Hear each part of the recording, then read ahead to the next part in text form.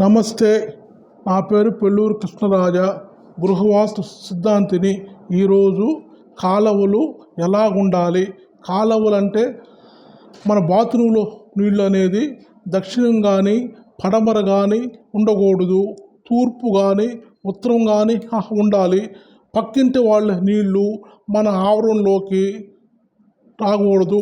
వర్షపు నీరు కూడా ఈశాన్యంలోకి వచ్చి అక్కడి నుంచి బయటికి పోవాలి.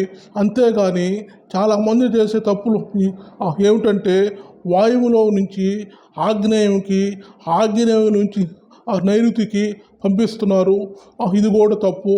మరి కొందరు ఏం చేస్తున్నారంటే నైరుతి నుంచి ఆగ్నేయానికి, ఆగ్నేయం నుంచి వాయువుని కూడా పంపుతున్నారు.